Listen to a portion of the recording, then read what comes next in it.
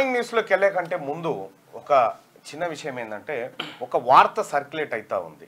వార్త ఏంటంటే ఇక ఇంతకు మించిన దరిద్రం ఉండదు ఇంకోటి కాదు. ఇగో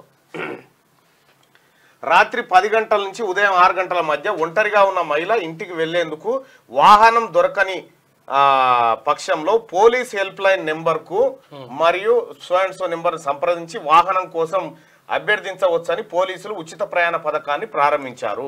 వారు 24/7 గంటలు పనిచేస్తారు. కంట్రోల్ రూమ్ వాహనం లేదా సమీపంలోని పీసీఆర్ వాహనం లేదా ఎస్హెచ్ఓ వాహనం ఆమెను సురక్షితంగా ఆమె గమ్యస్థానానికి తీసుకెళ్తాయి. ఇది ఉచితంగా చేయబడుతుంది. మీకు తెలిసిన ప్రతి ఒక్కరికి ఈ సందేశాన్ని వ్యాప్తి చేయండి అని చెప్పి ఎవడో రాయరంకులోడు పెట్టిండు. ఇది ఫేక్, ఇది తప్పు. పోలీసులు కూడా వివరణ ఇచ్చారు. ఇది misleading information spreading on social media about a free ride service being offered by Hyderabad city police. This is not correct to always verify the fact with trusted sources before sharing. Spreading false information can cause unnecessary panic and confusion అని చెప్పి వాళ్ళు ముందు మీరు verify చేసుకోండి అని చెప్పి చెప్తా ఉన్నారు. ఈ ఎవరిని ఇప్పటికే పోలీసు వాళ్ళకు మోసం అరకుంటుంది పరిస్థితి. వాళ్ళ పరిస్థితి ఎంత ఆగముందంటే నిద్ర ఉండదు, మన్ను ఉండదు, మశాడం ఉండదు, 24 గంటలు ఆన్ డ్యూటీలో ఉండాల్సిన పరిస్థితి ఉంటుంది. వాళ్ళనట ఎవడో రాయరంకులోడు పెట్టి నిన్న ఏమని రాత్రి 10 గంటల నుంచి పొద్దుగాల 6 గంటల దాకా మహిళలకు వాహనాలు ఏం దొరకకపోతే పోలీసు వాళ్ళకి ఫోన్ చేస్తే పోలీసు వాళ్ళ వాహనమే వచ్చి ఇలా ఎక్కించుకొని పోయి ఇంటికడ దించొస్తాయి. ఇంకో ఇది పెట్టిరు. ఇగో ఇదోటి గిర్ర దింపిరు అనుకోరాదు. ఇక ఆడవాళ్ళంతా అరే ఎంత గొప్ప పని చేసిరా పోలీసు వాళ్ళు, ఎంత మంచి పని చేసిరా అని అనుకుంటారు. వాస్తవానికి 12-1 దాకా బస్సులు నడుస్తున్నాయి. సో ఏ రకంగా అయినా కూడా హైదరాబాద్ లో కొంత సేఫే ఉంది మహిళల పరిస్థితి. ఇప్పుడు ప్రస్తుతం ఉన్న పరిస్థితి క్యాబులు ఉండే, ఆటోలు ఉండే, అన్ని ఉండే. ఏం దొరకని పరిస్థితి ఎందుకు ఉంటది? సో అట్లా ఈ మిస్లీడింగ్ ఇన్ఫర్మేషన్ ని స్ప్రెడ్ చేస్తా ఉన్నారు. ఇది ఫేక్ న్యూస్. దయచేసి దీన్ని ఎవ్వరు నమ్మకండి ఇలాంటి వార్తలను. ఎందుకంటే హైదరాబాద్ సిటీ పోలీసులే చెప్పిరు ఈ మాట. మేము ఎవరికి చెప్పలేదు, మేము చేయలేదు. ఇదేవడన్నా షేర్ చేస్తే మాకు ఇన్ఫర్మేషన్ ఇవ్వమంటున్నారు. అట్లా ఎవడన్నా మీ ఊర్లో పొంటి షేర్ చేస్తే చెప్పురి. అసలు ఆ పథకం లాంటి స్కీమ్ లాంటిది ఏమీ లేదు. ఇది మిస్లీడ్ చేస్తూ ఉన్నారు ప్రజల్ని, లేనో ప్యానిక్ సృష్టిస్తూ ఉన్నారు పబ్లిక్ మధ్యలో. అందుకోసం ఈ విషయాన్ని మీ అందరి ముందు ఉంచాలని చెప్పి తెలియజేస్తా ఉన్నాం. మార్నింగ్ న్యూస్ చూస్తున్నటువంటి మిత్రులారా దయచేసి చూసిన వెంటనే ఈ లైక్ బటన్ని క్లిక్ చేయండి, తర్వాత షేర్ చేయండి. ఇక్కడ కొన్ని పత్రికలు వార్తలు ఇచ్చినాయా? పత్రికలు కూడా కన్ఫర్మ్ చేసుకోలేదు. దయచేసి ఈ లైక్ బటన్ క్లిక్ చేయాల్సిందిగా మీ అందరికీ.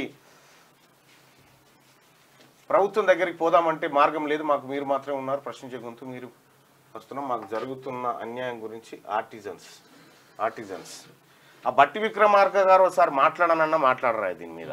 ప్రతిరోజు వీళ్ళు చెప్తా ఉన్నారు. దయచేసి మార్నింగ్ న్యూస్ ని ఫస్ట్ లైక్ చేయండి, ఈ షేర్ బటన్ కూడా క్లిక్ చేయాల్సిందిగా మీ అందరినీ రిక్వెస్ట్ చేస్తా ఉన్నా. ఇంకా అలాగే నిన్న పోటాపోటీ ధర్నాలు, ఇటు బీఆర్ఎస్ పార్టీ అటు కాంగ్రెస్ పార్టీ ఈడీ ఆఫీస్ ముందు, వీళ్ళేమో ఇక్కడ ఎక్కడ పడితే అక్కడ బీఆర్ఎస్ పార్టీ జిల్లాలు అక్కడ ఇక్కడ ధర్నాలు చేసుకుంటా ఒక కార్యక్రమాన్ని అయితే నడిపించారు.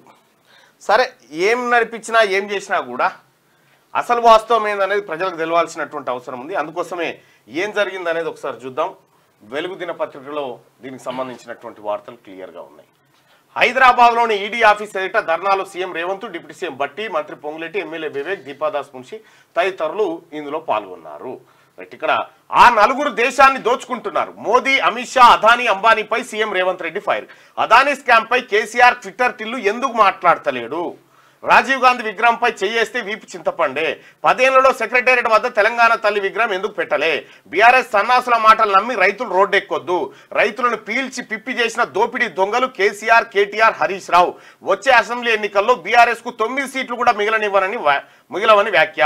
అదానీ స్కామ్ పై జేపీసీ వేయాలన్న డిమాండ్ తో ఈడీ ఆఫీస్ ముందు కాంగ్రెస్ పార్టీ ధర్నా కార్యక్రమాన్ని నిర్వహించింది. దేశాన్ని దోచుకుంటున్న దుష్ట చతుష్టయం మోడీ, అమిత్ షా, అదానీ, అంబానీ అని సీఎం రేవంత్ రెడ్డి ఫైర్ అయ్యారు.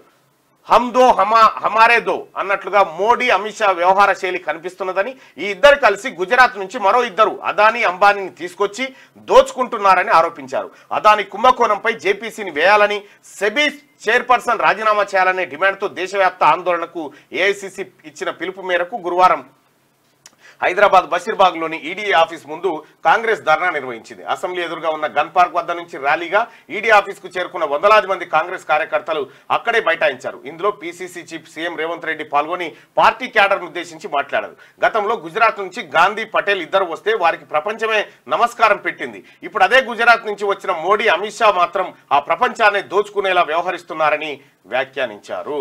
సో ఏం జరిగింది నిన్నంటే, ఇక్కడ హిండెన్బర్గ్ నివేదిక ఏదైతే ఈ సెబీ చైర్మన్ ఎవరైతే ఉన్నారో, ఈ సెబీ చైర్మన్ అదానీతో కుమ్మక్కైపోయి అదానీ షెల్ కంపెనీలలో షేర్లు సంపాదించి సో వీళ్ళు మూకుమ్మడిగా దోచుకుంటున్నారనే విషయాన్ని హిండెన్బర్గ్ బయటపెట్టింది. హిండెన్బర్గ్ బయటపెట్టుతోని అదానీ షేర్లు కుప్పగూలిపోయి 50,000 కోట్ల నష్టాల్లోకి వెళ్ళిపోయింది. నష్టాలు చెవి చూసింది షేర్ మార్కెట్లో. ఈ రకంగా ఒకవైపు ఈ SEBI, security exchange board of India, ఈ సెబీ ఈ కంపెనీలకు సంబంధించినటువంటి వ్యవహారాలు చూడాల్సినటువంటి సెబీ చైర్మనే పూర్తిగా తప్పుదోవ పట్టించి ఈ దేశాన్ని, ఈ ప్రజలను మోసం చేసి అదానీ కంపెనీ ఆ అడ్డదారులు దొక్కడానికి అవకాశం ఇచ్చిందనేటువంటి నేపథ్యంలో ఏఐసిసి పిలుపునిచ్చింది. జేపీసీ, జాయింట్ పార్లమెంటరీ కమిటీ ఏమని చెప్పి ఏఐసిసి చెప్తే, నేను వాళ్ళని ఏమనను, వాళ్ళు ఆనిముత్యాలు, అదానీ అంబానీ ఈ దేశం ఎడమ భుజం కుడి భుజం అసలు మనుషులు, వాళ్ళని ఏమనను, వాళ్ళు మంచిగా ఉండాలి అని చెప్పి నరేంద్ర మోడీ గారు. అసలు ఆడ ఏమి తప్పు జరగకపోతే జాయింట్ పార్లమెంటరీ కమిటీ వేయడానికి మీకేం ఇబ్బంది అనేది కాంగ్రెస్ పార్టీ వాదన, ఇండియా కూటమి వాదన. సో దీన్ని వ్యతిరేకిస్తూ నరేంద్ర మోడీ గారు ఇక్కడ ధర్నా ఉందని ఆయన పోలాండ్, ఆ తర్వాత ఉక్రెయిన్ ఈ పర్యటనలకు వెళ్ళిపోయింది ఆయన. ఇక ఇక్కడనేమో ఈ ధర్నాలు. అయితే ఈ కాంగ్రెస్ పార్టీ దేశవ్యాప్తంగా ఇచ్చినటువంటి ఈ ధర్నాలు ఏదైతే ఈ వ్యవహారం ఇచ్చిందో, సేమ్ దీన్ని బీఆర్ఎస్ పార్టీ డైవర్ట్ చేయడం కోసం అక్కడ నరేంద్ర మోడీ గారి పైన వస్తున్నటువంటి ఆరోపణ నేపథ్యంలో ఈ ధర్నాను తక్కువ చేసి చూపించడం కోసం రైతుల ధర్నా కార్యక్రమాన్ని ముంగటేసుకుంది. అంటే కాంగ్రెస్ పార్టీ ఎప్పుడైతే అదానీ, అంబానీ, మోడీకి సంబంధించినటువంటి వ్యవహారాన్ని పరిశీలిస్తూ ఉంటుందో, వాటి పైన ఆందోళన చేస్తుంటో, ఆ టైంకు మోడీని కాపాడడానికి వెంటనే రంగంలోకి దిగుతుంది అన్నట్టు బీఆర్ఎస్ పార్టీ. నిన్ననే ఎందుకు పెట్టిరు దుకాణం అంతా? ఇది చాలా రోజుల క్రితం ఏఐసిసి ఇచ్చినటువంటి పిలుపు. నిన్న దుకాణం తెరిచి నరేంద్ర మోడీ గారి టాపిక్ ను డైవర్ట్ చేసినటువంటి పరిస్థితి బీఆర్ఎస్ పార్టీ చూస్తా ఉన్నాం. ఇక పుణ్యాత్ములు చూడరు. కేసీఆర్, హరీష్ ఒత్తిడితోనే కాళేశ్వరం డిజైన్లకు ఆమోదం. కాళేశ్వరం కమిషన్ ఎదుట కుండబద్దలు కొట్టిన సిడిఓ, మాజీ ఈఎన్సీ నరేందర్ రెడ్డి. పై స్థాయిలో మేము చూసుకుంటాం కదా, నీకేంటి ప్రాబ్లం అన్నారు. బలవంతంగా చెక్ లిస్ట్ పై సంతకాలు, బ్యారేజీల నిర్మాణం, నిర్వహణ, నాణ్యత అన్నింటిలోనూ తప్పిదాలు. సిడబ్ల్యూసీ ఆమోదం తర్వాత కూడా డిపిఆర్ లో మార్పు చేర్పులు. ప్రాజెక్టు ప్రతి డిజైన్ లోనూ తలదూర్చిన ఎల్ఎన్టీ కంపెనీ నిర్మాణాలను తనిఖీ చేసేందుకు గత ప్రభుత్వం తనను అనుమతించలేదని వెల్లడి. ఏమైందయ్యా అంటే, ఈ ఇంజనీర్లు వీళ్ళంతా కలిసి, సార్ ఇట్లా కట్టొద్దు సార్, ఇట్లా డిజైన్లు మారిస్తే ఉండదు సార్, ఈ ప్రాజెక్టు కూలిపోతుంది సార్, లక్షల కోట్ల రూపాయల ప్రజాధనం వృధా అవుతుంది సార్, ఇదంతా పబ్లిక్ పైసా సార్, దీన్ని నాగం చేయొద్దు సార్ అని చెప్పి ఇంజనీర్లు చెప్తే, మీకెందుకు, మేము చూసుకుంటాం కదా మీద అని హరీష్ రావు, కేసీఆర్ ఇద్దరు బెదిరించి ఇంజనీర్లతో సంతకాలు పెట్టించారట. సంతకాలు పెట్టిస్తే ఇలా కూలిపోయింది. ఈ కూలిపోవడానికి కారణం ఏందని ఎంక్వైరీ చేస్తే, ఇట్టెట్లా కట్టిరా అంటే, మాదేం లేదు సార్, వీళ్ళిద్దరు మమ్మల్ని బెదిరించి సంతకాలు పెట్టిస్తే మేము పెట్టినాం, మా తప్పేం లేదు, వీళ్ళు కాళేశ్వరంలో 1000 కోట్ల రూపాయలు దోసుక తింటందుకు మామ, అల్లుడు, కొడుకు ఆడినటువంటి డ్రామా ఇదని కాళేశ్వరం డ్రామా మొత్తం నిన్న బయట పెట్టారు. ఇక ఈ అంశం బయటపడుతుందని, ఇంకోవైపు నరేంద్ర మోడీ గారి పైన కాంగ్రెస్ పార్టీ తిరుగుబాటు చేస్తుందని, ఈ అంశాలు డైవర్ట్ చేయడానికి వీళ్ళు రైతు దుకాణం తెరిచిరు. నిన్న రైతు దుకాణం తెరిచి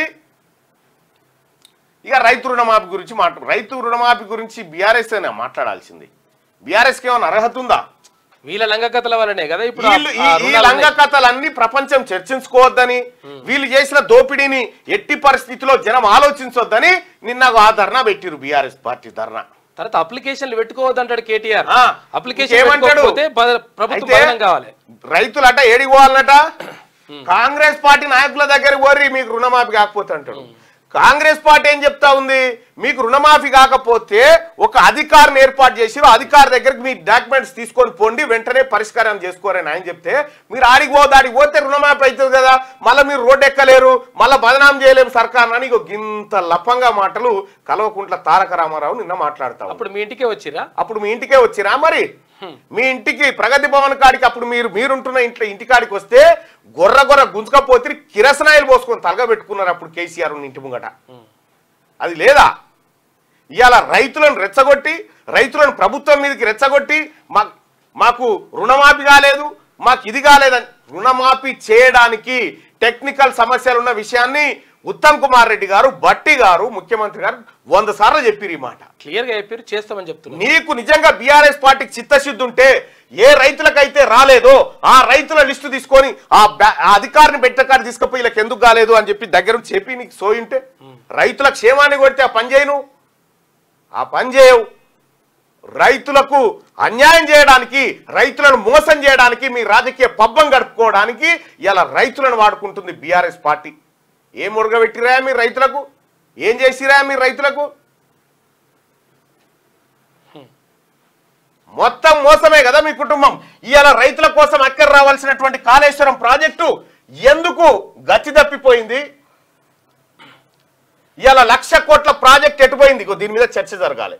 రైతు సోదరులారా, ఈ 1,00,000 కోట్లలో మీకు తలా ఒక 2 లక్షల రూపాయల పైసలు ఉన్నాయి. అలా ఎక్కడ 2 లక్షలు? 34 అంటే 6 లక్షలు. ఒక్కొక్క రైతు 6 లక్షల రూపాయలు మింగిరు. ఒక్కొక్క రైతు పేరు మీద 6 లక్షల రూపాయలు మింగిరు కేసీఆర్, ఆయన అల్లుడు, ఆ తర్వాత కేటీఆర్. రైతు ఏమంటుండ్రు? ఇగో మరి నిజాలు కేసీఆర్ మాఫ్ చేయకపోతే ఇంతమంది ధర్నా కోలేదు. ఇప్పుడు బలమైనరు అప్పుడు ధర్నాకు వాళ్ళప్పుడు ఏం మా పైనోడు పోయిండు, మా బియ్యానోడు ఇట పోయిండు. అంటే ఇది దౌర్జన్యమా లేకపోతే రేవంత్ అన్న మీద కోపమా? మీకు కావాలనుకుంటే అక్కడ పోయి బ్యాంకులో చెక్ చేసుకొని ఏమన్నా ప్రాబ్లం ఉంటాయి, ఏం ప్రాబ్లం ఉంటే సాల్వ్ చేసుకోరు. కానీ వికెటార్ నాకు పోయి డౌన్ రేవంత్ రెడ్డి డౌన్ అంటే ఏందిరా? రేవంత్ రెడ్డి ఏమన్నా వీక్తారా మీరు? దొంగ కొడుకులు. రైతుల స్పందన అది ఒరిజినల్ గా. అంటే బీఆర్ఎస్ పార్టీ ఇగో ఈ రకంగా ప్రజలను మిస్లీడ్ చేస్తా ఉంది. నేను చెప్తా ఉన్నా, ఎన్నికల సంఘానికి చెప్తా ఉన్నా, ప్రజల్ని తప్పుదోవ పట్టిస్తూ, ప్రజల్ని కన్ఫ్యూజన్ గురి చేస్తూ, ప్రజల్లో భయాందోళనలు రేకెత్తిస్తున్నటువంటి బీఆర్ఎస్ పార్టీ గుర్తింపును రద్దు చేయాలి. బీఆర్ఎస్ పార్టీ గుర్తింపును రద్దు చేసి ఆ పార్టీలో ఉన్నటువంటి వాళ్ళని ఖచ్చితంగా శిక్షించాలి. ఈ కార్యక్రమం ఏది? ప్రజలను మిస్లీడ్ చేస్తున్నటువంటి వీళ్ళని. ఇలా రైతు సోదరులారా, 2 లక్షల రుణమాఫీ పంచాయతీ ఇది. ఓకే, 2 లక్షల రుణమాఫీ చేస్తామని కాంగ్రెస్ పార్టీ హామీ ఇచ్చింది. మేమందరం చెప్పినాం. మా నాయకుడు రాహుల్ గాంధీ గారు చెప్పిండు. రాహుల్ గాంధీ గారి మాట ప్రకారం 100కు 100% 2 లక్షల రుణమాఫీ చేసి తీరుతాం. ఇది మాకు శిలాశాసనం అని మన ముఖ్యమంత్రి గారు కూడా చెప్పిండు. ఇప్పుడు చెప్పండి ఒక మాట, ఇక్కడ 2 లక్షల రూపాయలు దిట్టు పెడితే కాళేశ్వరం 1,00,000 కోట్లు కదా. 1,00,000 కోట్లు అంటే దాదాపుగా ఒక్కొక్క రైతు పేరు మీద 6 లక్షలు. ఈ 6 లక్షల కోట్లు ఒక్క రైతుది 6 లక్షల మింగిరు కదా. ఒక్కొక్క రైతు దగ్గర 6 లక్షలు కేసీఆర్, హరీష్ రావు వీళ్ళు మింగిరు. దీని గురించి ఎవడు మాట్లాడాలి? 2 లక్షలు పెద్దదా 6 లక్షలు పెద్దదా? 6 లక్షల రూపాయలు ఒక్కొక్క రైతు పేరు మీద దోసుక తిన్నది కల్వకుంట్ల చంద్రశేఖరరావు కుటుంబం. ఎంక్వైరీలు అదే చెప్తున్నారు కదా. ఇగో ఈయన అదే చెప్తా ఉన్నాడు. ఎవరు? ఇగో సిడిఓ మాజీ ఈఎన్సీ నరేందర్ రెడ్డి చెప్తుంది అదే. అయ్యా, ఈ కాళేశ్వరం ఉండదు, కేవలం మీరు ఏది బుక్క తింటందుకే సరిపోతుంది, ఇది ప్రజలకు అక్కడికి వచ్చేది కాదు, ఇట్లా మేము పని చేయమంటే నువ్వు సంతకం పెట్టా, ఇగో పై స్థాయిలో మేము చూసుకుంటాం కదా, నీకేం ప్రాబ్లం, నువ్వు పెట్టు అని చెప్పి పెట్టించిరట సంతకాలు. ఇదే కాళేశ్వరం మీద కాళేశ్వరం కట్టి ఒక 5-6 ఏళ్ళైంది. కాళేశ్వరం పేరు మీద జరిగిన దోపిడీ, కాళేశ్వరం ఎంత ప్రమాదమో, కాళేశ్వరము ఈ తెలంగాణ రాష్ట్రానికి అక్కెరకు రాదని, కాళేశ్వరం మనల్ని బతికించదు, మనమే కాళేశ్వరాన్ని బతికించాలని చెప్పి ఫిబ్రవరి 23, 2016లో చెప్పిన నేను ఈ మాట. ఇగో ఇదే ఆ వీడియో. ఇగో చూడండి, కాళేశ్వరం ప్రాజెక్టు నిర్మాణ కథ విప్పిన మల్లన్న దాదాపు ఫిబ్రవరి 23, 2018లో చెప్పిన ఇది.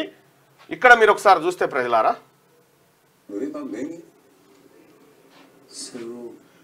అక్కడికి పోయి కాళేశ్వరం కట్ట మీదకి పోయి చెప్పిన ఇదంతా. హాయ్, మై నేమ్ ఇస్ ఏం జరిగింది, కాళేశ్వరం ఎంత మోసం, ప్రజలారా అప్రమత్తంగా ఉండాలని 2018లో హెచ్చరించిన లెక్క చూస్తే అనేక అప్లికేషన్లు తెలంగాణ ప్రభుత్వం వీళ్ళందరం కలిసిపోయి కాళేశ్వరం కట్ట మీద నిలబడి కాళేశ్వరం ఎంత ప్రమాదకరం, కాళేశ్వరం ద్వారా ఎంత కొంపలు మునగబోతున్నాయి, కాళేశ్వరం ప్రాజెక్టు కేవలం కేసీఆర్ ఫ్యామిలీలు ఈ పైసలు బుక్కెత్తందుకు పెట్టుకున్న ప్రాజెక్ట్ అని చెప్పిన. ఇవాళ సేమ్ అదే కదా. 6 సంవత్సరాల తర్వాత, దాదాపుగా 6.5 సంవత్సరాల తర్వాత తేలింది ఏంది ఇదే కదా. ఆ రోజు నేను చెప్పినా ఈ రోజు ఇది జరిగింది. ఆ రోజు ధరణి గురించి చెప్పినా ఇది ధరణి దరిద్రం అని చెప్పినా అన్నట్టుగానే ధరణి దరిద్రమైంది. ఇవాళ ధరణి వల్ల వేలాది ఒక ఇబ్రాహీంపట్నం కాడ ఓ రైతు కాళ్ళు పైకి తల కిందికి పెట్టి నా ధరణి సమస్యను పరిష్కరించమని పెడతా ఉన్నాడు. ప్రొబిటెడ్ ల్యాండ్ ప్రొబిషన్లో పెట్టి రకరకాల హింస పెట్టి రైతుల చేతుల్లో హక్కులు లేకుండా చేసి ఇష్టారాజ్యంగా భూములను డిస్టర్బ్ చేసిరు. నేను 2019లో చెప్పిన భూ రికార్డుల ప్రక్షాళన పేరు మీద మొత్తం రికార్డులన్నీ మాయమవుతున్నాయని చెప్పిన. అన్నట్టుగానే మాయం చేసిండు. గ్లోబల్ ఇనావోన్కి ఇచ్చిండు రికార్డులకు సంబంధించి. ఇట్లా నేను కొన్ని 100 కుంభకోణాలు చెప్పిన కేసీఆర్. ఇవాళన్నీ బయటకు వస్తా ఉన్నాయి. ప్రజలారా, ఆ రోజు క్యూ న్యూస్ సత్య ప్రమాణంగా చెప్పింది, ఏం జరిగిందో చెప్పింది. అప్పుడు నాకు వేరే ఛానళ్లలో చెప్పే అవకాశం లేకుండే, కనీసం నేను వార్త రాద్దామన్న నాకు ఛాన్స్ లేకుండే.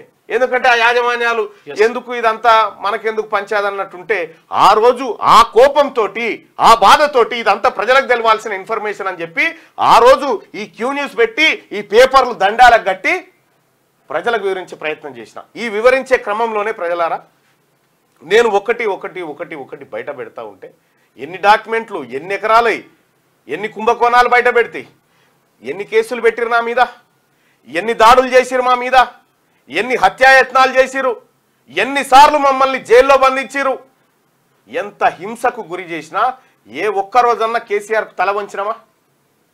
ఇవాళ ఈ పరిస్థితిలో ఉండి కూడా మేము ఈ పరిస్థితిలో ఉండి ప్రభుత్వాన్ని ఒకటి అనాల్సి వచ్చినప్పుడు కూడా అనేటువంటి భావనలోనే క్యూ న్యూస్ ఉంది తీన్మార్మల నుండి తప్ప ఎవరికో లొంగ్యో మొంగ్యో కాదు.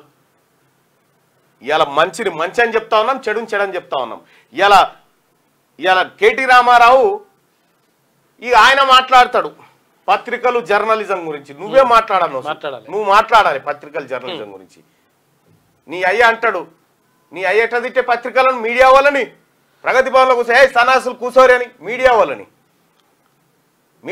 సన్నాసులు, దరిద్రులు, ముట్టచోరుగాలు ఇవా మీ అయ్య పెడతామని. ఇక నువ్వు చెప్తావు మీడియా స్వేచ్ఛ గురించి. నువ్వు నీ బీఆర్ఎస్ పార్టీని 1000 కిలోమీటర్ల లోపల పాతి పెట్టాలి కొడుక. ఏమనుకుంటున్నావు?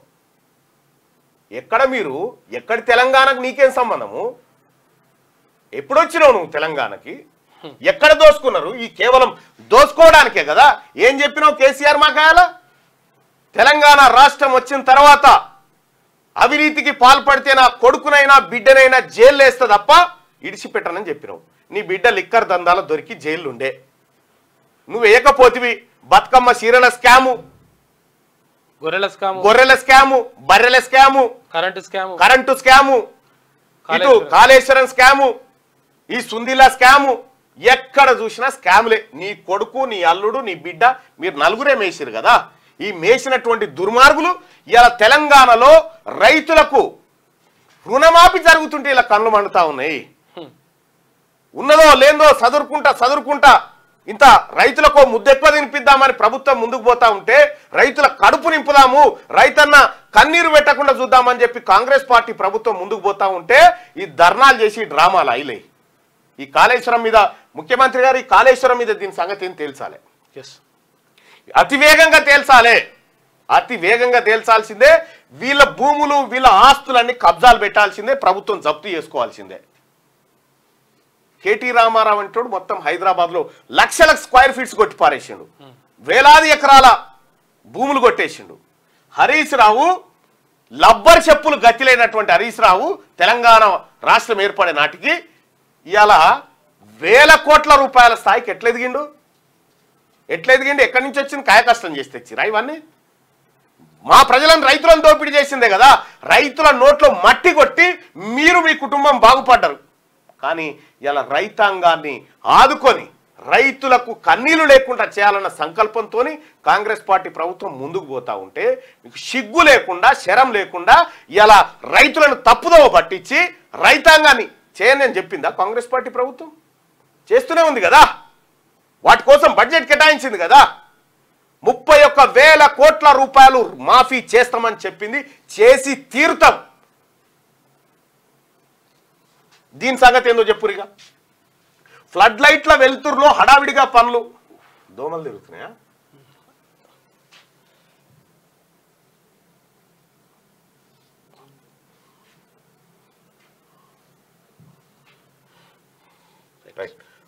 ఫ్లడ్ లైట్ల వెలుతురులో హడావిడిగా పనులు. కాళేశ్వరం ఎట్లా కట్టిరా అంటే ఫ్లడ్ లైట్ల వెలుతురులో హడావిడిగా పనులు పూర్తి చేయాలనే తొందరలో రాత్రింబవర్లు ఫ్లడ్ లైట్ల వెలుతురులో పనులు చేశారని, ఈ హడావిడి వల్లే క్వాలిటీ కంట్రోల్ చెక్కు, గేట్ల ఆపరేషన్, బ్యారేజీల నిర్వహణ సరిగా జరగలేదని మాజీ ఎన్సీ నరేందర్ రెడ్డి చెప్పారు. వాస్తవానికి ఫ్లడ్ లైట్ల వెలుతురులో సీకెండ్ ఫైల్స్ పనులు చేయకూడదు, కానీ 5,000 సీకెండ్ ఫైల్స్ ను అలాగే వేశారు. మేడిగడ్డ బ్యారేజీ డ్యామేజ్ అయ్యాక చక్కదిద్దడానికి అవకాశం ఉన్నా పట్టించుకోలేదు. డిజైన్ విషయంలో సిడిఓ సిఈగా నాపై అప్పటి సీఎం, ఇరిగేషన్ మంత్రులు ఎలా ఒత్తిడి తీసుకొచ్చారో నిర్మాణం విషయంలోనూ అదే తరహా హడావిడి చేశారు. అందువల్లే నష్టం జరిగింది. డ్యామ్ తో పోలిస్తే బ్యారేజీలకు కొన్ని పరిమితులు, అనుకూలతలు ఉంటాయి. వాటిని దృష్టిలో పెట్టుకుని రెగ్యులర్ గా పీరియాడికల్ గా జరగాల్సిన తనిఖీలు, దిద్దుబాటు చర్యలు, మెయింటెనెన్స్ తదితరాలను చేపట్టాల్సి ఉన్నది. కానీ ఈ అంశాలను కనీస ప్రాధాన్యత ఇవ్వలేదు. నిజానికి బ్యారేజీలకు డిజైన్, డ్రాయింగ్ రూపొందించిన తర్వాత అందుకు తగినట్లు నిర్మాణం జరుగుతున్నదో లేదో చూడాల్సిన బాధ్యత సిడిఓ చీఫ్ ఇంజనీర్దే. కానీ అందులో నాకు ఎలాంటి రోల్ లేకుండా పోయింది. చెకింగ్ చేసే అవకాశం ఇవ్వలేదని ఆయన వాపోయారు. తాను ఏనాడు కాళేశ్వరంపై జరిగిన చర్చలు, సమావేశాల్లో పాల్గొననందున ఆ ప్రాజెక్టు ప్రతిపాదనలు, కాన్సెప్ట్ ఎవరిదో తనకు తెలియదని కమిషన్ కు నరేందర్ రెడ్డి తేల్చి చెప్పారు. ఇప్పుడు చెప్పు హరీష్ రావు, నువ్వు ఎంత దొంగవో ఈ ప్రపంచానికి తెలవాల్సిన అవసరం ఉంది. నీ అంత దొంగ నాటి సీఎం కేసీఆర్, ఇరిగేషన్ శాఖ మంత్రి హరీష్ రావు ఒత్తిళ్లతోనే కాళేశ్వరం ప్రాజెక్టు డిజైన్లకు ఆమోదం తెలిపానని స్టేట్ సిడిఓ మాజీ ఎన్సీ నరేందర్ రెడ్డి తెలిపారు. ప్రాజెక్టు డిజైన్లను పరిశీలించేందుకు తనకు కనీసం సమయం కూడా ఇవ్వలేదని చెప్పారు. ఈ మేర కాళేశ్వరం కమిషన్ అంగీకరించారు. తప్పు జరిగింది, తప్పు చేసింది కేసీఆర్, హరీష్ రావు అని చెప్పి మాజీ ఈఎన్సీ నరేందర్ రెడ్డి కుండబద్దలు కొట్టినట్టు కమిషన్ ముంగట చెప్పేశాడు. కాళేశ్వరం ప్రాజెక్టులో అవకతవకలపై విచారణ చేస్తున్న justice PC Ghosh commission open కోర్టులో భాగంగా గురువారం సిడిఓ మాజీ ఈఎన్సీ నరేందర్ రెడ్డిని క్రాస్ ఎగ్జామినేషన్ చేసింది. ఈ సందర్భంగా జస్టిస్ పిసి ఘోష్ అడిగిన ప్రశ్నలకు నరేందర్ రెడ్డి సమాధానాలు ఇచ్చారు. బ్యారేజీల నిర్మాణం, నిర్వహణ, క్వాలిటీ చెకింగ్ ఇలా అన్నింటిలోనూ తప్పులు జరిగాయని ఆయన వెల్లడించారు. కాళేశ్వరం డిజైన్లలో హైడ్రాలజీ, ఇన్వెస్టిగేషన్ సంబంధించిన అంశాలతో నాకు ఎలాంటి సంబంధం లేదు. అలాంటప్పుడు చెక్ లిస్ట్ మొత్తానికి బాధ్యత వహిస్తూ సంతకం చేయలేనని హైదరాబాద్ లోని కాళేశ్వరం చీఫ్ ఇంజనీర్ కు తేల్చి చెప్పాను.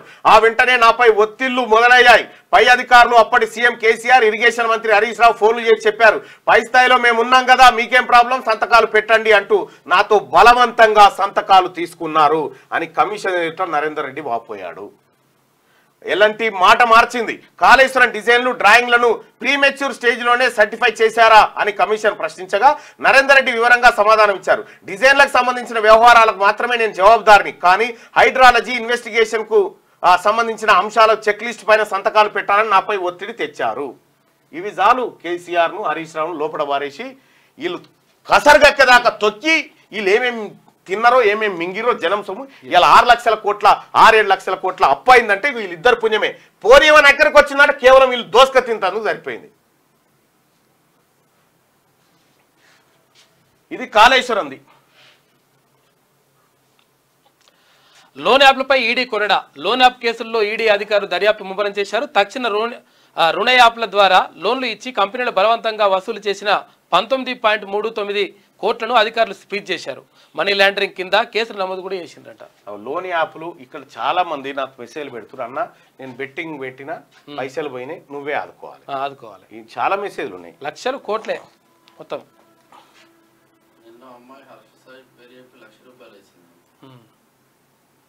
లక్షలు కోట్లే.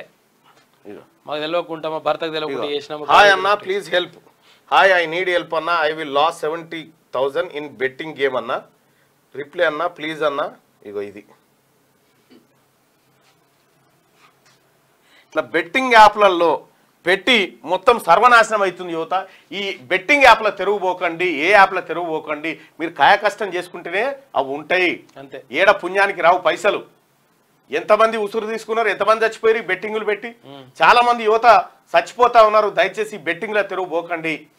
ఆ లోన్లు కూడా తీసుకోకూడదు, అడ్డమైన లోన్లు అవి. ఆడు 5,000 తీసుకుంటే 50,000 వేస్తాడు, 50,000 వేసిన తర్వాత కట్టకపోతే న్యూడ్ వీడియోలు పెడుతున్నాడు, అవి పెడతాడు, అంత ఆగమాగం ఉంటుంది. దయచేసి అవి పెట్టకండి. ఆ లోన్ యాప్ నిన్న ఏం పేరు, ఒక హర్షసాయి అనేటువంటి ఆ పిల్లగాని పేరు చెప్పి నీకు పైసలు పంపిస్తాము, మాకు 10,000 పంపి అంటే 10,000 పంపించింది 20 ఇట్లా ఇట్లా ₹1,00,000 దాకా పంపింది. ₹1,00,000 దాకా పంపిస్తే ఆ వీడియో ఉందా, ఏది లింక్ పంపి ₹1,00,000 దాకా పంపిస్తే వాడు మోసమే చేసిండు. ఆడు హర్షసాయి కాదు, బిర్షసాయి కాదు. పాపం హర్షసాయి పిల్లగాడంటోడు హెల్ప్ చేస్తుంటాడు, హెల్ప్ చేస్తాడు. అన్ని ₹100 కట్టలే ఉంటాయి ఆ పొలం దగ్గర. చిల్లర ఎక్కువ ఉంటుంది, చిల్లర ఎక్కువ ఉంటుంది. ఎప్పుడు ₹100 కట్టలు కనిపిస్తా ఉంటాయి ఆ చేతుల. అయితే నేనేమంటున్నా అంటే ఇట్లా ఎవరు పుణ్యానికి ఇయ్యరు. దయచేసి అర్థం చేసుకోండి. మీరు ఈ బెట్టింగ్ యాప్లని ఉచితంగా వస్తాయని చెప్పి మోసపోవాల్సినటువంటి అవసరం లేదు.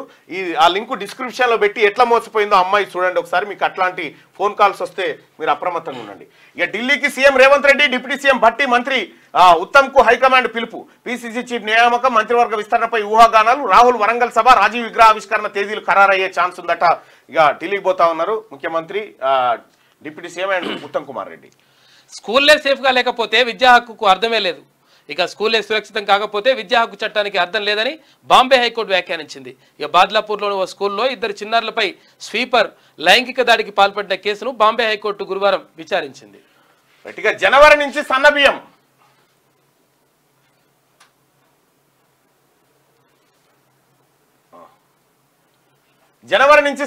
రేషన్ బియ్యం పక్కదారి పడితే కఠిన చర్యలు. మంత్రి ఉత్తమ్. అక్రమాలకు పాల్పడితే డీలర్షిప్ రద్దు. హాస్టల్స్, స్కూల్స్, అంగన్వాడీల్లో పెట్టే ఫుడ్ లోను క్వాలిటీ పాటించాలి. ప్రభుత్వానికి చెడ్డ పేరు తెస్తే సహించేది లేదని వార్నింగ్. తెల్ల రేషన్ కార్డు లబ్ధిదారులకు రాష్ట్ర ప్రభుత్వం గుడ్ న్యూస్ చెప్పింది. అసెంబ్లీ ఎన్నికలకు ముందు ఇచ్చిన హామీ మేరకు జనవరి నెల నుంచి రేషన్ షాపుల ద్వారా సన్న బియ్యం పంపిణీ చేస్తామని పౌర సరఫరాల శాఖ మంత్రి ఉత్తమ్ కుమార్ రెడ్డి తెలిపారు. గురువారం సెక్రటేరియట్ లో ఆ శాఖ రాష్ట్ర స్థాయి విజిలెన్స్ సమావేశం నిర్వహించారు. ఇందులో సోదరులారా, ఎవరికైతే తెల్ల రేషన్ కార్డు ఉందో వాళ్లకు ప్రభుత్వం జనవరి నుంచి సన్న బియ్యాన్ని సప్లై చేయబోతా ఉంది. ఇప్పటిదాకా దొడ్డు బియ్యం ఉంటుండే, ఇక దొడ్డు బియ్యం ఈ దందలకే సరిపోయింది. దొడ్డు బియ్యం పోర్టుల ద్వారా విదేశాలకు అక్కడికి ఇక్కడికి ఎగుమతి చేసి ఇక్కడ ₹1 కిలో బియ్యం ఉచిత బియ్యం ఇస్తా ఉంటే, ఇక ఒక ఆయన మోటార్ సైకిల్ వేసుకొని వచ్చి బియ్యం కొనుక్కొని పోతాడు. తీసుకొని పోయి షేట్ గారికి గుమ్మరిస్తే ఈ షేట్ గారు తీసుకుపోయి దాన్ని పాలిషింగ్ చేసి మళ్ళీ FCIకి ఇచ్చుడు. మళ్ళీ FCIకి ఇచ్చి మళ్ళీ ₹40 రీసైక్లింగ్ చేసి మళ్ళీ ఇచ్చుడు. ఇగో ఈ కార్యక్రమం చేస్తా ఉండే. సో దాన్ని కంట్రోల్ చేయాల్సినటువంటి అవసరం ఉంది. ఇవాళ ఉక్రెయిన్ కు మోడీ, ఉక్రెయిన్తో పాటు పశ్చిమాసియాలో శాంతి స్థాపనకు ఇండియా కట్టుబడి ఉందని ప్రధాని నరేంద్ర మోడీ అన్నారు. అయితే యుద్ధానికి వెళ్లకుండా చర్చలతో సమస్యలు పరిష్కరించుకోవాలన్నారు. ప్రధాని మోడీ ఇవాళ ఉక్రెయిన్లో పర్యటించనున్నారు. ఇది ఇట్లా ఉంటే కార్పొరేట్ హాస్పిటల్లో ఆర్గాన్స్ దందా, జీవన్ దాన్ రూల్స్ లో లొసుగులే ఆధారంగా అక్రమాలు, బ్రెయిన్ డెడ్ కేసులను అనౌన్స్ చేస్తూ కోట్లలో సంపాదిస్తా ఉన్నాయట ప్రైవేట్ హాస్పిటల్. అవయవాలు దొరక్క ప్రాణాలు కోల్పోతున్న సామాన్యులు. Brain dead patient heart, liver, కిడ్నీలు తీసుకునే వెసులుబాటు, అవి తమ దగ్గరున్న పేషెంట్లకు అమర్చుకునేందుకు ఆసుపత్రులకు అనుమతి, ట్రాన్స్ప్లాంటేషన్లకు పేషెంట్ల నుంచి భారీ మొత్తంలో వసూలు, బ్రెయిన్ డెత్ కేసులను రిఫర్ చేసేందుకు జిల్లాలోని హాస్పిటళ్లతో ఒప్పందాలు, డాక్టర్లు మొదలుకొని అంబులెన్స్ డ్రైవర్ల వరకు వాటాలు. దేశంలోని అత్యధిక బ్రెయిన్ డెత్స్ డిక్లేర్ చేసిన హైదరాబాద్ లోని కార్పొరేట్ హాస్పిటల్. ఇటీవల బ్రెయిన్ డెత్ అయిన వ్యక్తి కుటుంబానికి 3 లక్షలు ఇచ్చిన మరో ఆసుపత్రి. బ్రెయిన్ డెత్ అయిపోయినటువంటి అంటే ఇక బ్రెయిన్ డెత్ అయిపోయిందంటే ఇక మనిషి జీవోత్సవమే అంతే. అసలు అతనికి ఏముండదు, బతికున్నా సచిన లెక్కనే. అటువంటి మనిషిని చంపేసి అతని దగ్గర ఉన్న కిడ్నీలు, గుండె, లివరు ఏమేమి ఉన్నాయి అవయవాలన్నీ తీసుకొని ఎవరికన్నా లివర్ ఖరాబ్ అయిందని వస్తారుగా, ఈయన లివర్ ఆయనకు పెడతారు అన్నట్టు. ఈయన లివర్ ఇది పుణ్యానికే వస్తుంది. ఈయన దగ్గర 50 లక్షలు 20 లక్షలు వీళ్ళు ఆర్గాన్ డొనేట్ చేస్తారు. ఆర్గాన్స్ డొనేట్ చేయగానే వాళ్ళకి ఏం చేస్తారు, 50 లక్షలకు 60 లక్షలకు దొరికింది, నీకు ఆపరేషన్ చేస్తామని వానికేస్తారు. ఇగో ఇట్లా దందా చేస్తా ఉన్నారు. ఇది ప్రధానంగా రాష్ట్రంలోని కొన్ని కార్పొరేట్ హాస్పిటల్లో అవయవాల దందా చేస్తున్న 7వ పేజీ పంపి రాష్ట్రంలో కొన్ని కార్పొరేట్ హాస్పిటళ్లు అవయవాల దందా చేస్తున్నాయి. జీవన్దాన్ నిబంధనలో లొసుగులే ఆధారంగా అక్రమాలకు పాల్పడుతున్నాయి. బ్రెయిన్ డెత్ కేసులతో కోర్టులు దండుకుంటున్నాయి. ఆ కేసులను రిఫర్ చేసేందుకు డాక్టర్లు, అంబులెన్స్ డ్రైవర్లకు ముడుపులు ఇస్తున్నాయి. జీవన్దాన్ నిబంధనల ప్రకారం పేషెంట్ ఏ ఆసుపత్రిలో బ్రెయిన్ డెత్ అయితే అవయవాలు తీసుకునే అధికారం ఆ హాస్పిటల్కే ఉంటుంది. డోనర్ నుంచి సేకరించిన హార్ట్, లివరు, ఒక కిడ్నీని తమ దగ్గర ఆర్గాన్స్ కోసం రిజిస్టర్ చేసుకున్న పేషెంట్ల కోసం వినియోగించుకునేందుకు ఆ హాస్పిటల్కు అనుమతి ఉంది. సరే, మరి హాస్పిటల్లో బ్రెయిన్ డెత్ అయినటువంటి కేసుల్లో హైదరాబాద్ లో ఉన్నటువంటి హాస్పిటల్ ఏ రకంగా పంపించిన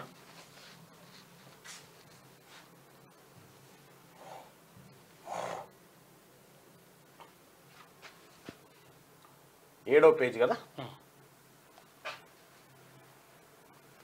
ఈ హాస్పిటల్ల దందా చూడరి ప్రజలారా, ఈ కార్పొరేట్ ఆసుపత్రుల దందా ఇది మామూలు దందా కాదు. ఇగో ఇదే, ఇగో చూడరి, కార్పొరేట్ హాస్పిటల్లో ఆర్గాన్స్ దందా, మీ గుండె, మీ కిడ్నీలు, ఇదొక దందా.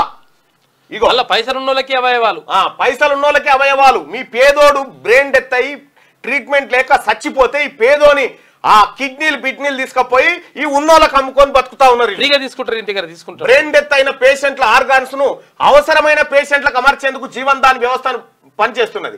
ఆర్గాన్స్ అవసరమైన పేషెంట్లు జీవన్దాన్ లో రిజిస్టర్ చేసుకోవాల్సి ఉంటుంది. పేషెంట్ కండిషన్, వయసును బట్టి డాక్టర్లు ఆ పేషెంట్ కు కొన్ని మార్కులు కేటాయించి లిస్ట్ లో అతని పేరు ఎక్కిస్తారు. స్టేట్ లెవెల్ లిస్టులో జనరల్ పూల్ పాటు ప్రైవేట్ హాస్పిటల్ సపరేట్ గా లిస్ట్ మెయింటైన్ చేసుకునేందుకు ప్రభుత్వం అనుమతి ఇచ్చింది.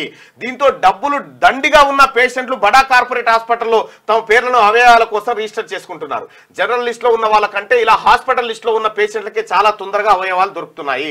బ్రెయిన్ డెత్ డిక్లరేషన్ లో జరుగుతున్న అవకతవకలే ఎందుకు కారణం. అవయవాల కోసం అక్రమాలకు పాల్పడుతున్న కార్పొరేట్ దవాఖాన్లు అందుకు అవుతున్న ఖర్చు మొత్తాన్ని పేషెంట్ల నుంచే వసూలు చేస్తున్నాయి. ప్రాణానికి సంబంధించిన విషయం కావడంతో ఎంత ఖర్చుకైనా జనాలు వెనుకాడడం లేదు. అంతేకాదు, మన స్టేట్ లో ఉన్న వెసులుబాటుతో వేరువేరు రాష్ట్రాల నుంచి కూడా డబ్బులున్న వ్యక్తులు ఇక్కడికి వచ్చి కార్పొరేట్ దవాఖాన్లు లిస్ట్ అవుతున్నారు. దీంతో అవసరం ఉన్న వారికంటే పైసలు ఉన్న వారికే తొందరగా ఆర్గాన్స్ దొరుకుతున్నాయి. డబ్బులు పెట్టుకోలేని సామాన్య పేషెంట్లు ఆర్గాన్స్ కోసం ఎదురు చూస్తూనే ప్రాణాలు కోల్పోతున్నారు. వీరిలో చిన్న పిల్లలు, యువత కూడా ఉన్నారు. ఇక ఇప్పుడు చూడుర్రి ప్రజలారా, చాలా జాగ్రత్తగా చూడుర్రి. మీ వైద్యం ఎటువైపు పోయింది, మన దవాఖాన్ల పరిస్థితి చూడు. అసలు ప్రైవేట్ లకు తీసుకోపో, ప్రైవేట్ లో అయితే మంచిగా ఈ ప్రైవేట్ బ్రెయిన్ డెత్ ఎక్కడైతుందో చూడుర్రి. ఫస్ట్ బ్రెయిన్ డెత్ కేసులన్నీ కార్పొరేట్ హాస్పిటల్లోనే నమోదవుతున్నాయి. చూసుకో. ఇక ఎందుకు మన రాష్ట్రంలో ఇప్పటి వరకు అయిన బ్రెయిన్ డెత్ కేసులో కనీసం 3% కూడా ప్రభుత్వ దవాఖానలో నమోదు కాలేదు.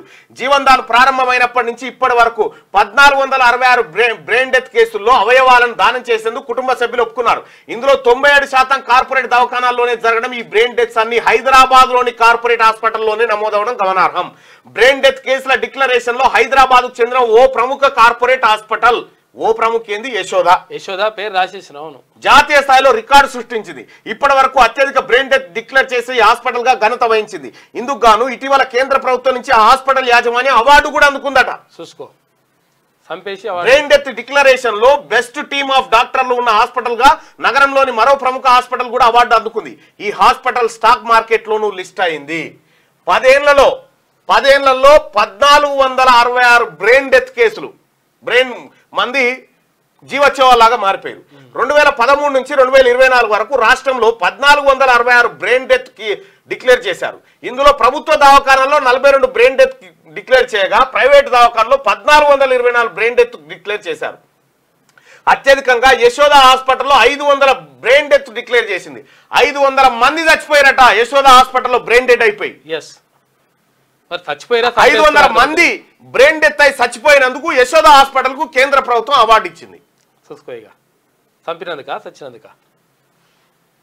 ఇందులో 287 బ్రెయిన్ డెత్స్ ను గడిచిన 3.5 ఏళ్లలో డిక్లేర్ చేయడం. గడిచిన 3.5 ఏళ్లలో 287 బ్రెయిన్ డెత్స్ ను డిక్లేర్ చేసిందట యశోద హాస్పిటల్. అత్యధిక బ్రెయిన్ డెత్స్ డిక్లేర్ చేసిన ఆసుపత్రులు ఇవి. యశోద ఆసుపత్రి సికింద్రాబాద్ కాడ ఒకటి, సోమాజిగూడ కాడ ఒకటి, కొండాపురం లోటి. యశోద హాస్పిటల్ చూసిరా, మలక్పేట లోటి. ఇగో ఈ యశోద హాస్పిటల్లో ఏం చేస్తారంటే, ఎవడన్నా జర రాయపాయ మీద అనుకో వాడిని మెల్లగిడికి తీసుకొచ్చి ఇలా చంపుతారు. ఇలా చంపి వాని కిడ్నీలు అన్ని తీస్తారు. ఇగో ఇవి ఇప్పటికి 500 మందిని చంపారట. కుటుంబ సభ్యులతో ఆమోదం తీసుకుంటారు, మరి వైరటోళ్ళకి ఉపయోగపడతాయని. కిమ్స్ హాస్పిటల్ 298 మందిని, Apollo 194, global hospital 165, Kamineni 95, care hospital 57, నిమ్స్లో 32, కాంటినెంటల్లో 23, సన్షైన్లో 21, మెడికవర్లో 14, మెడిసిటీలో 9, ఉస్మానియాలో 9, ఏఐజీలో 8, Gandhi ఆసుపత్రిలో 1. చూసుకో ఇక గవర్నమెంట్ హాస్పిటల్ ఎట్లున్నది చూడు. గాంధీ ఆసుపత్రికి పోతే బతుకుతున్నావు, యశోద పోతే చస్తున్నావు అని లెక్కలు చెప్తున్నాను. అంతే, క్లియర్. ప్రజలారా, నేను అందుకే పదే చెప్తున్నా, హెల్త్ ఇంపార్టెంట్, హెల్త్ ఎడ్యుకేషన్ ఈ రెండే ఇంపార్టెంట్. ఈ రెండిటి విషయంలోనే అతిపెద్ద దందా నడుస్తూ ఉంది.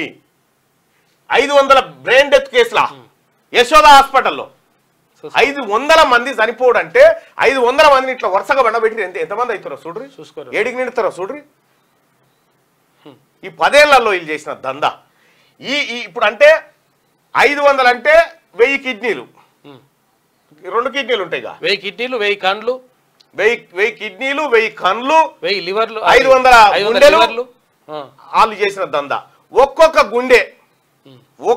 గుండెను 20 లక్షలకు అమ్ముకున్నా కూడా 500 గుండెలు. ఎక్కడ 20 లక్షలు ఏం కథ?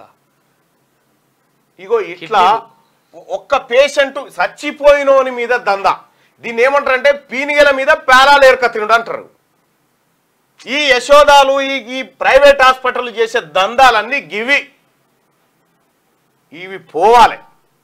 ఈ దవాఖానలన్నీ నాశనం కావాలి. సర్కార్ దవాఖానలు విరాసిల్లాలి.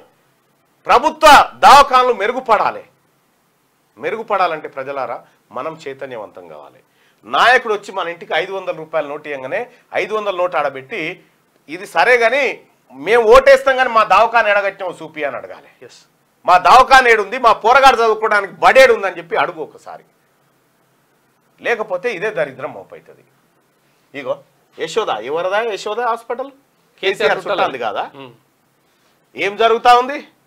ఈడ పోయి జై ధర్నా, కేటీ రామారావు ఈడ పోయి జై ధర్నా.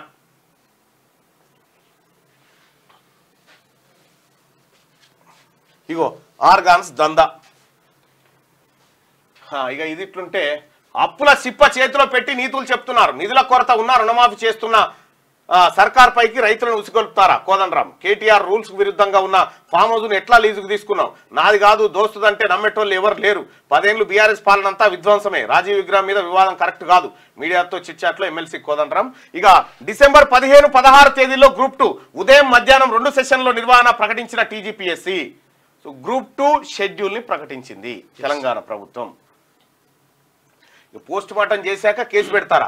కోల్కతా పోలీసులపై సుప్రీంకోర్టు ఆగ్రహం. బాడీని గుర్తించిన 14 గంటలకు ఫిర్యాదు చేస్తారా? అప్పటిదాకా మెడికల్ కాలేజీ ప్రిన్సిపాల్ ఏం చేశారు? ఎవరితో టచ్ లో ఉన్నారు? ఎందుకు ఆలస్యం చేశారు?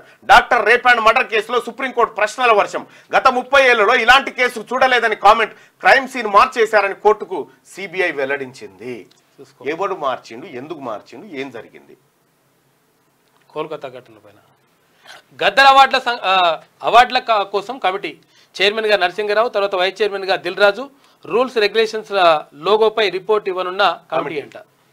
ఇది గద్దర్ అవార్డులు, నంది అవార్డుల స్థానంలో గద్దర్ అవార్డులు. ఇక తీన్మార్ చూస్తే ఫుడ్ క్వాలిటీ చెక్ చేసేటప్పుడు తినకండి సార్ అని ఎంత మొత్తుకున్నా ఏం లేదట. ఫుడ్ క్వాలిటీ ఆఫీసర్ తిని కక్కిండట. ఫుడ్ క్వాలిటీపై తనిఖీలు చేస్తున్నటువంటి పరిస్థితిలో. సో ఇది వెలుగు దినపత్రికలో ఉన్నటువంటి వార్తలు. దయచేసి మార్నింగ్ న్యూస్ చూస్తున్నటువంటి మిత్రులారా, ఈ మార్నింగ్ న్యూస్ని మీరు షేర్ చేయండి, మీ వాట్సాప్ గ్రూప్లలో షేర్ చేయండి. దయచేసి ఈ లైక్ బటన్ మాత్రం ఖచ్చితంగా క్లిక్ చేయండి సోదరులారా.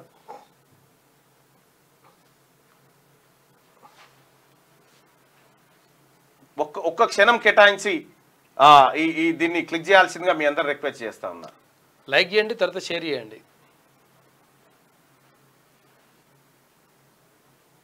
ఏంది?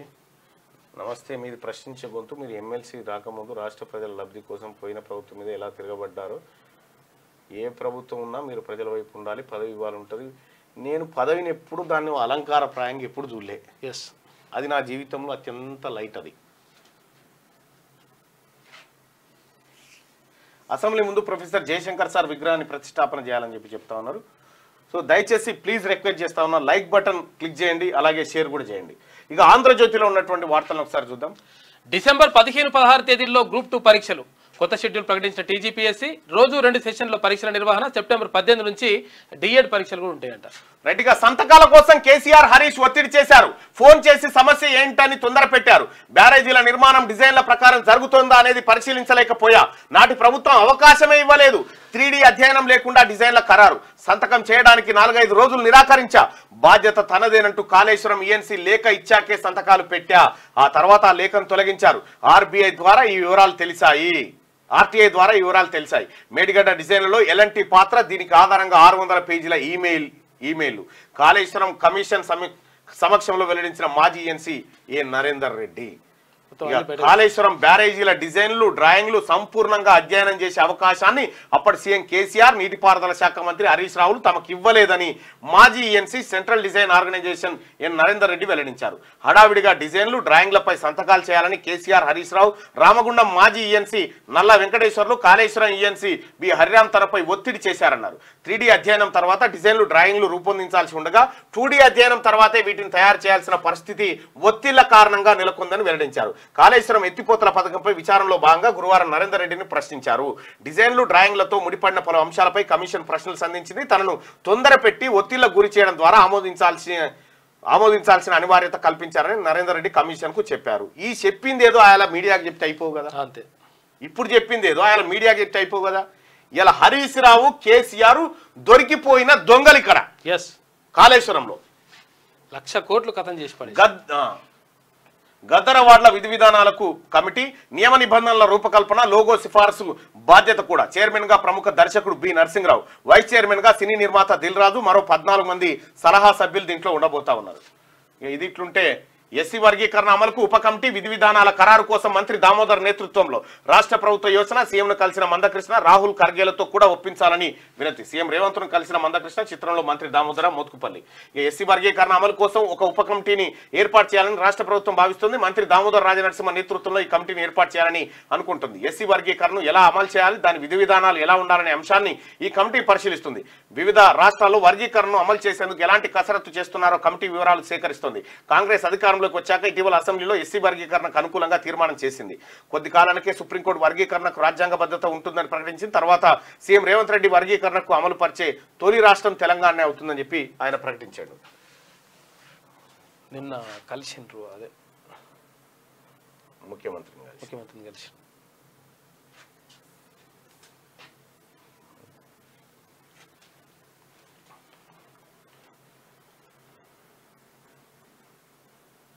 అందరు దళితులే ఉన్నారుగా, జూబ్లీ పోయి కలిసిరు.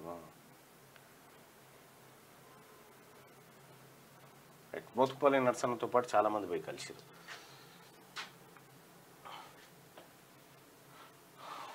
ఇది ఇట్లా ఉంటే ఇక వాళ్ళని నమ్ముకొని రోడ్డు ఎక్కితే ఆయాసమే. మాయా మోసం బీఆర్ఎస్ విధానం. మాఫీ జరుగుతుంది, రోడ్డు ఎక్కొద్దు. 6 నెలల కింద బొందబెట్టిన మీరే ఎలా రాణిస్తున్నారు? 10 ఏళ్లలో వాళ్ళు ఇచ్చిందెంత, 10 నెలల్లో మేము ఇచ్చిందెంత? సెబీ స్కామ్ పై కేసీఆర్ వైఖరేంటి? దానికి మోదీ దోచిపెడుతున్నా కేటీఆర్ మాట్లాడరే? గుజరాత్ దుష్ట చతుష్టయం దేశాన్ని చెరబట్టింది. సీఎం రేవంత్ రెడ్డిగా అఫ్జల్ గంజ్ కి సంబంధించి వార్త రిపోర్ట్ అయింది ఆంధ్రజ్యోతిలో. దాని విషయం చూస్తే బీఆర్ఎస్ సన్నాసులను నమ్ముకొని రోడ్డు ఎక్కితే ఆయాసం వస్తుంది. ప్రభుత్వం ఉన్నదే రైతుల కోసమని, ప్రజాపాలనతో అందుబాటులో ఉంటూ ఇబ్బందులు వింటూ పరిష్కారాన్ని కృషి చేస్తున్నామని సీఎం రేవంత్ రెడ్డి అన్నారు. ఏ రైతుకు రుణమాఫీ జరగకున్నా, రుణం రాకపోయినా, ఏ సమస్య ఉన్నా కలెక్టర్ కార్యాలయంలో ప్రత్యేక కౌంటర్లు వేసి కూర్చోబెట్టినాం. అక్కడికి పొండి. ఈ సన్నాసులు బీఆర్ఎస్ వాళ్ళ దగ్గర కంటే కలెక్టర్ కాడ, ఆఫీస్ కాడ ఒక మనిషి ఉన్నాడు, మీకోసం ఎదురు చూస్తుండు. మీకేమైందో చెప్పండి, అక్కడ క్లియర్ చేసి ఇస్తారు. మంత్రివర్గ విస్తరణకు వేలాయ. పిసిసి అధ్యక్షుడి నియామకం కూడా నేడు రాహుల్ ఖర్గేతో రేవంత్ టీం భేటీ కాబోతా ఉందట. రేవంత్ది దైవద్రోహం అంట. రుణమాఫీపై దేవుళ్ల మీద ఒట్టేసి మాట తప్పారు. గుళ్లలో ముక్కు నేలకు రాసి పాప పరిహారం చేసుకోవాలి, ప్రజలకు క్షమాపణ చెప్పాలి. 100% మాఫీ నిరూపిస్తే రాజీనామా చేస్తా. జనగామ రైతు ధర్నాలో హరీష్ రావు ధ్వజమెత్తిందట. అందరికీ మాఫీ చేసే వరకు ప్రభుత్వాన్ని వదలం, రేవంత్ దమ్ముంటే రా తేల్చుకుందామని చెప్పేసి కేటీఆర్ అంటున్నాడు. రేవంత్ దైవద్రోహం అని చెప్తా ఉన్నాడు. మంచిగానే గెలిచినావు, లాల్చిపైజా మంచిగానే వేసినావు, కానీ అయ్యా ఈ ప్రాజెక్టుకు కాళేశ్వరం అని, రంగనాయక సాగర్ అని, కొండపోచమ్మ అని దేవుళ్ళ పేర్లు పెట్టి ప్రాజెక్టుల పేరు మీద నిండా ముంచింది నువ్వు, మీ మామ. లక్ష్మీ దేవుళ్ళను లక్ష్మి సరస్వతి ఇవన్నీ పెట్టి దేవుళ్ళను ముంచినటువంటి దొంగలు మీరు. ఆఖరికి దేవుళ్ళను కూడా నమ్మించి దేవుళ్ళని అడ్డం పెట్టుకొని దోపిడీ చేసిన మీ కుటుంబం దైవద్రోహం రేవంతుడు అని చెప్తుందా? చూసుకో, దొంగలే దొంగ దొంగ అన్నట్టున్నది. మీ దొంగల ముఠ కదా ఇది, దొంగల ముఠ.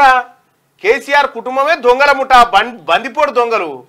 బందిపోటు దొంగలేమో ఆడంగా వస్తా ఉంటే ఏమన్నా వస్తా ఉంటే సాటుకు నిలబడిపోయి కొట్టి చంపుతారు. మీరు అట్లా కాదు, లీగల్ గా దొంగలు మీరు. అంతే, లీగల్ దొంగలు. రుణమాఫీపై దేవుళ్ళ మీద ఒట్టేసి మాట తప్పారు. మాట తప్పిండా? రుణమాఫీ చేస్తూనే ఉన్నాం కదా, మాట అప్పటికే ఈయన పైజాముడ పెట్టేది ఉండేనేమో కాదు. ఇప్పుడు అసలు యాక్చువల్గా 3,000 ముక్కు నేలకు రాసి పాప పరిహారం చేసుకోవాలి, ప్రజలకు క్షమాపణ చెప్పాలి. హరీష్ రావు నిన్న యాదగిరి గుట్టకు పోయి దేవుని మొక్తా ఉంటే యాదగిరి గుట్ట కాడ ప్రజలంతా పోయి గుడిని కడిగిరు. ఈ దొంగ వచ్చింది ఇడికని కాదు, మరి గుడిని నీళ్ళు పోసి కడిగిరు. నిరుద్యోగులకు మరి 3,016 రూపాయలు ఇస్తాను మీ మావ చెప్పేగా, నువ్వు చెప్తావు కదా, మరి ముక్కు నేలకు రాయరి. 100% మాఫీ నిరూపిస్తే రాజీనామా చేస్తా. నువ్వు మాఫీ నువ్వు రాజీనామా చేస్తావు. నువ్వు చేస్తా అని చెప్తుంది ప్రభుత్వం క్లియర్ గా. నువ్వు ఫస్ట్ రాజీనామా చేయి, 100% కాకపోతే మళ్ళీ నిన్నే గెలిపిద్దాంతి. అంతే. జనగామ రైతు ధర్నాలో హరీష్ రావు ధ్వజం, అందరికీ మాఫీ చేసే వరకు ప్రభుత్వాన్ని వదలం, రేవంత్ దమ్ముంటే రా తెలుసుకుందాం. ఆడుకో చెప్పవు మరి. జనవాడ కాడికి రాగానే అమ్మమ్మ వద్దని ఉత్తివి కదా. వేరే బిల్డింగ్. సూర్యాపేట తిరుమలగిరిలో కాంగ్రెస్ బీఆర్ఎస్ ఘర్షణ పడతా ఉన్నాయట. సూర్యాపేటలో ఇక క్రైమ్ సీన్ నే మార్చేశారుగా. ఆత్మహత్య అంటూ తల్లిదండ్రులను తప్పుదో పట్టించారు. సుప్రీంకోర్టుకు సమర్పించిన స్టేటస్ రిపోర్ట్ లో సిబిఐ ఎఫ్ఐఆర్ లేకుండా పోస్ట్ మార్టమా, కేసు నమోదులో జాప్యమా, ఇంత నిర్లక్ష్యాన్ని 30 ఏళ్లలో చూడలేదని చెప్పి సుప్రీంకోర్టు అభిప్రాయపడ్డదిగా. 15 రోజుల్లో శిక్ష పడేలా చట్టాలు. మోడీకి మమత లేఖ రాసింది. ముంబై బాలికపై అత్యాచారం, సోషల్ మీడియాలో పరిచయమైన యువకుడి దురాగతం, ప్రజాగ్రహంతో కాని కేసు నమోదు చేయరా. బద్లాపూర్ ఘటనపై బాంబే హైకోర్టు ఆగ్రహం వ్యక్తం చేసింది. ఇక ఎమ్మెల్సీ కవితకు అస్వస్థత, ఢిల్లీ ఎయిమ్స్ లో వైద్య పరీక్షలు నిర్వహించారట. ఆమె పానం బాగాలేదట. మరి వాస్తవానికి కూడా ఈడ ఉప్పు కారం తిన్న నాలుగేనా ఆడ సప్పగా ఉంటుంది జర. మార్చి 26 తారీఖు ఏమో పోయింది. సప్పిడి బువ్వ మరి ఏం పెట్టిరో ఏం కథనో. 6 గంటలకే నిద్రపోవన్నా, పొద్దుగాల 6 గంటలకి వేలలు తప్పి మిస్ అవుతా ఉన్నాయి. ఇక సరే ఏదేమైనప్పటికి కూడా నేనైతే ఒకటి చెప్తా ఉన్నా, కవిత గారు జైలుకు పోతే ఆరోగ్యం సెట్ అవుతుంది. బాధ ఏం నువ్వు సంపూర్ణ ఆరోగ్యంతో ఉండాలి, ఉంటావు కూడా. ఇంకో 4 రోజులు అయితే బెయిల్ వస్తుంది. ఎట్లాగో ఆల్రెడీ బాపుకు షికాయత్ అంతా అయిపోయింది కాబట్టి బెయిల్ వచ్చేస్తుంది. ఎందుకంటే నిన్న బీజేపీ చేయాల్సిన పని అంతా బీఆర్ఎస్ చేసింది కాబట్టి ఈ అన్ని ఆడ పాయింట్లు రోస్టార్ పాయింట్ల లెక్క మారుతూనే ఉన్నాయి. ఈడ నరేంద్ర మోడీ దగ్గర ఒక్కొక్క టిక్కు పెట్టుకుంటున్నా, చేసిరా పని చేసిరా, ఉపాధి హామీ కూలి పని చేసిరా అన్నట్టుగా టిక్కులు పెట్టుకుంటూ జల్దీనే అవుతుంది. ఈ నెలాఖరు వరకు పెన్షన్ ఏం పడకూరి. అస్వస్థత గురైంది ఆమె, వైద్య పరీక్షలు నిర్వహించుకోవాలి, ఆమె త్వరగా కోలుకోవాలని మనసారా కోరుకుంటాను. అయితే ఒక రిక్వెస్ట్ ఏంటంటే కోర్టుకు కూడా ఆమె సంపూర్ణ ఆరోగ్యవంతురాలయ్యేదాకా ఆమెను ఎంతైతే ఆరోగ్యంతో తీసుకుపోయారో అంతే ఆరోగ్యవంతులను చేసిన తర్వాతనే మీరు బయటకు. ఎందుకంటే ఆమె పోయేటప్పుడు ఎట్లా పోయింది, వచ్చినప్పుడు ఎట్లా వస్తుందని కాదు, ప్రభుత్వానికి బాధ్యత.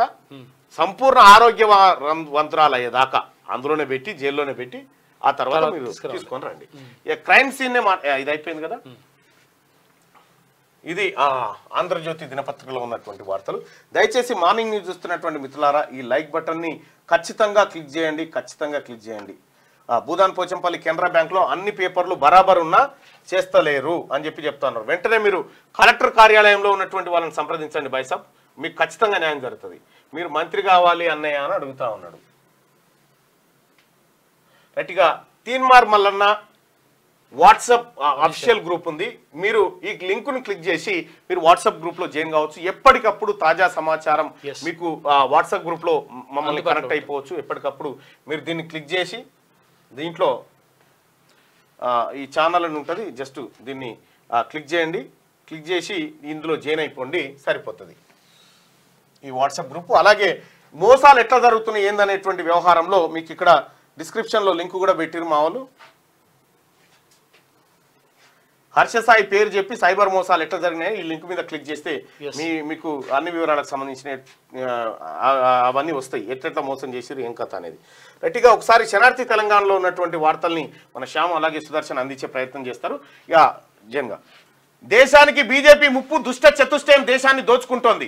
అదానీ మెగా కుంభకోణంపై విచారణ జరపాలి. సెబీ చైర్పర్సన్ అక్రమాలపైన జేపీసీ వేయాలి. మోడీపై కొట్లాడతామన్న సన్నాసులు ఏమయ్యారు? హిండెన్బర్గ్ అంశంలో బీఆర్ఎస్ విధానం చెప్పాలి. ఈడీ కార్యాలయం ఎదుట ధర్నాలో రేవంత్ డిమాండ్. అదానీ ఆస్తులపై ఈడీకి రేవంత్ బట్టి ఫిర్యాదు చేసి ఇక దేశానికి బీజేపీ ముప్పుగా పరిణమించిందని, ప్రజల సంపద ఎలా దోపిడీకి గురైందో అందరికీ తెలియాలని ముఖ్యమంత్రి రేవంత్ రెడ్డి అన్నారు. కేంద్ర సంస్థలను తమ గుప్పిట్లో పెట్టుకుని కొందరికి మాత్రమే లబ్ధి చేకూరేలా ప్రధాని మోడీ, కేంద్ర హోంశాఖ మంత్రి అమిత్ షా వ్యవహరిస్తున్నారని ఆరోపిస్తూ అదానికి లబ్ధి చేకూర్చడాన్ని నిరసిస్తూ ఏఐసీసీ ఇచ్చిన పిలుపు మేరకు దేశంలోని అన్ని ఈడీ కార్యాలయాల ఎదుట కాంగ్రెస్ పార్టీ గురువారం ఆందోళనలు నిర్వహించింది. ఈ సందర్భంగా ద ట్రూత్ విల్ ప్రివైల్ ప్లకార్డులు పట్టుకొని నిన్న కాంగ్రెస్ పార్టీ మొత్తం అక్కడికి పోయింది. ఇక అదానీ స్కామ్ పై జేపీసీ వేయాలి. అప్పటిదాకా కాంగ్రెస్ పోరాడుతుంది. బీజేపీ మెప్పు కోసమే బీఆర్ఎస్ డ్రామాలు. ఆడబిడ్డను కాపాడుకోవడానికి ఢిల్లీతో దోస్తీ. ఈడీ ఆఫీస్ ఏట ధర్నాలో మంత్రి సీతక్క. ఒకసారి మిగతా వార్తలు చూసుకుంటే, హ్యాపీ బర్త్డే చిరు పుట్టినరోజు కానుక విశ్వాంబర నుంచి అదిరిపోయే ఫస్ట్ లుక్ వచ్చి. ఎప్పుడు చిరంజీవి బర్త్డే? ఈ రోజేనా? ఇవాళ. Happy birthday to you Chiranjeevi garu. Cricketer of the year గా రోహిత్ శర్మ. ముంబైలో ఘనంగా సిఎట్ 26 ఎడిషన్ అవార్డ్స్ వేదిక. హసీనా దౌత్య పాస్పోర్ట్ రద్దంట. ఆ పార్టీకి చెందిన మాజీ ఎంపీలవి సైతం క్యాన్సిల్ చేసిండ్రు. బంగ్లాదేశ్ తాత్కాలిక ప్రభుత్వం నిర్ణయం తీసుకుంది. వాళ్ళ డిప్లొమాటిక్ పాస్పోర్ట్ రద్దు చేశారు. కవితకు అస్వస్థత, ఎయిమ్స్ కు తరలించిన జైలు అధికారులు, వైద్య పరీక్షలు నిర్వహించిన డాక్టర్లు వైరల్ ఫీవర్, గైనిక్ సమస్యలతో బాధపడుతున్నట్టుగా వెల్లడి. ఇక నేషనల్ కాన్ఫరెన్స్ కాంగ్రెస్ దోస్తీ. జమ్మూ ఎన్నికల్లో కలిసి పనిచేయనున్న ఇరు పార్టీలు ప్రకటించిన ఎన్సీ పార్టీ అధ్యక్షుడు ఫరూక్ అబ్దుల్లా సీట్ల పంపకాలపై చర్చ జరుగుతుందని వెల్లడి. కాంగ్రెస్ ప్రజలకు అండగా ఉంటుందన్న రాహుల్ అంటూ జమ్మూ కాశ్మీర్ ఎన్నికల నోటిఫికేషన్ వచ్చిన నేపథ్యంలో ఇక్కడ నేషనల్ కాన్ఫరెన్స్ తో కలిసి కాంగ్రెస్ ఉమ్మడిగా పోటీ చేయబోతా ఉంది. అక్కడ తక్షణమే విధుల్లోకి వెళ్ళండి. మీ ఆందోళనలతో పేదలు నష్టపోవద్దు. ప్రజారోగ్య వ్యవస్థ ఆగిపోవద్దు. మీపై చర్యలు తీసుకోకుండా చూస్తాం. వైద్యులకు సుప్రీంకోర్టు సూచన. కోర్టు జోక్యంతో సమ్మె విరమించిన వైద్యులు. రైట్గా కేసీఆర్, హరీష్ ఒత్తిడి చేశారు. కాళేశ్వరం డిజైన్ల విషయంలో తొందర పెట్టారు. ఒత్తిడి కారణంగానే హడావిడిగా అప్రూవల్ చేశాను. సరిదిద్దే అవకాశం ఉన్నా స్పందించలేదు. ప్రభుత్వం ఒత్తిడి వల్ల తప్పిదాలు జరిగాయి. విచారణలో సిడిఓ మాజీ ఎన్సీ నరేందర్ రెడ్డి. ఇప్పటిదాకా మనం మాట్లాడుకున్న కాళేశ్వరంది. ఇక హైదరాబాద్ లో హైటెక్ వ్యభిచారం ఇంటర్నేషనల్ రేంజ్ లో గలీజ్ దందా. వెబ్సైట్ ద్వారా వ్యవహారం నడిపిన నిర్వాహకుడు గుట్టురట్టు చేసిన మాదాపూర్ పోలీసులు 17 మంది విదేశీ యువతులను అదుపులోకి తీసుకున్నారట. మంత్రివర్గంలో చోటు ఊహాగానాలే. మంత్రి పదవిపై చర్చ జరగలేదు. విస్తృతమైన పాత్ర పోషించాలంటుండ్రు ఎమ్మెల్సీ టీజేఎస్ చీఫ్ కోదండరాం. ఇది ఇట్లా ఉంటే గ్రూప్ 2 షెడ్యూల్ విడుదల. డిసెంబర్ 15, 16 తేదీలో పరీక్షలు. ఉదయం మధ్యాహ్నం 2 సెషన్లో ఎగ్జామ్స్. 783 పోస్టులకు 5.51 లక్షల మంది దరఖాస్తు చేసుకోబోతా ఉన్నారు. కేంద్ర మంత్రిగా కొనసాగాలని అనుకోవట్లే. నాకు సినిమాలే ముఖ్యం, సినిమాలు లేకపోతే నాకు జీవితం లేదు. అమిత్ షాను పర్మిషన్ కోరితే పట్టించుకోలేదు. కేంద్ర సహాయ మంత్రి సురేష్ గోపి అట. ఈయన సినిమాలు చేసుకుంటే నాకు కేంద్ర మంత్రి ఎందుకంటే బల్మీకి తెచ్చి కూర్చున్నది. ఫామ్ హౌస్ నీదే కదా తాత అని సిల్క్ అడుగుతా ఉంది. అంటే జనవాడ ఫామ్ హౌస్ కూల్చివేతపై స్టే ఇవ్వలేం. ఫామ్ హౌస్ లో కూర్చున్నా ఆయన అడుగుతా ఉంది.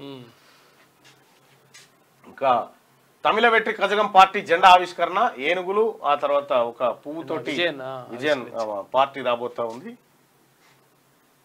ఇక భారీగా పెరుగుతున్న డెంగ్యూ కేసులు అంటూ ఒక వార్తను చూడొచ్చుగా. రామచంద్రమామ నీకు రుణమాఫీ అయినా అది ఏడాలుడా నాకు రేషన్ కార్డు లేదా?